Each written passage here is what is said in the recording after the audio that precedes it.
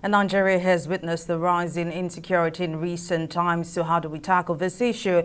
Well, joining me on the news to speak on the rise in insecurity is former Director Defense Information, Major General Chris Olukolade. It's good to have you join me on the news. Now, insecurity is clearly on the rise and bandits seem to have been emboldened. An instance is the attack on the aircraft, resulted in the death of 36 military personnel. The alleged perpetrator, Olukolade, is riding on his action and calls himself governor in his domain. So do you think the Niger coup or the Niger coup is a major driver, for the surge in insecurity in recent times, or is it just merely a coincidence?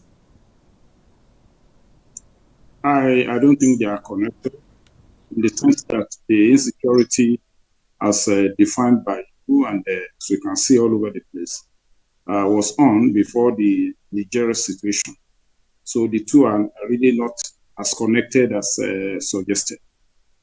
The concern, however, is it seems to be rising and disturbing to leadership and to citizens.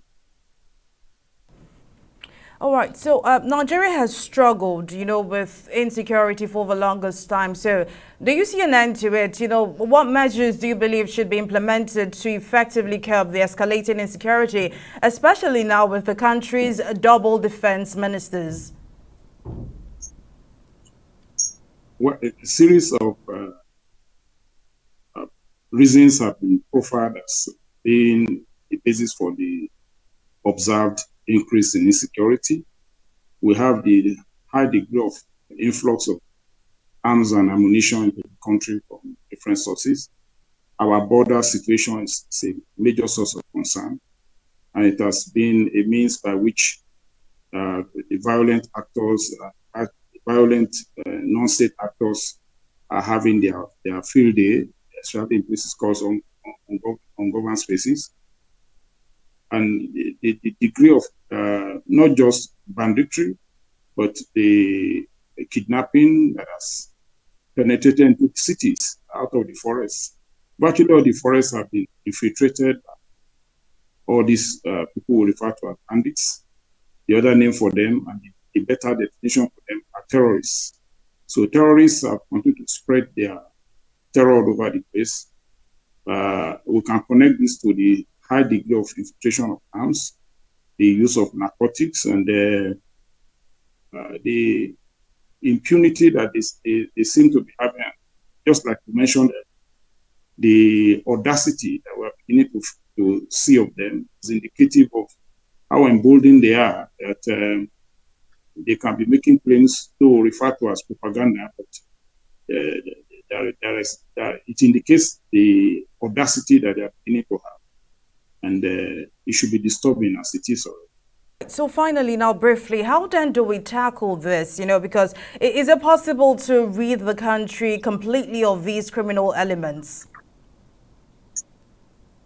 Well, concerted efforts of both the security agencies working in concert, as well as the citizenry, seeing it indeed as the big problem that it is.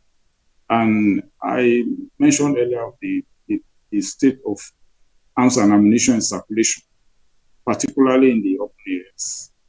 If we can do a means of mopping up the arms in society and then infuse much of technology into our border patrols, both technology and more of the military involvement in border patrol areas, to ensure that the infiltration of bandits, terrorists from outside our borders is brought to the barest minimum so that we can contain those who are within us. It is obvious that virtually all the forests all over the country from north to south have been infiltrated by people we refer to as bandits, but indeed they are worse than bandits. The right definition for them are terrorists. Well, former Director, Defense Information, Major General Chris Olukolade, thank you very much for your time.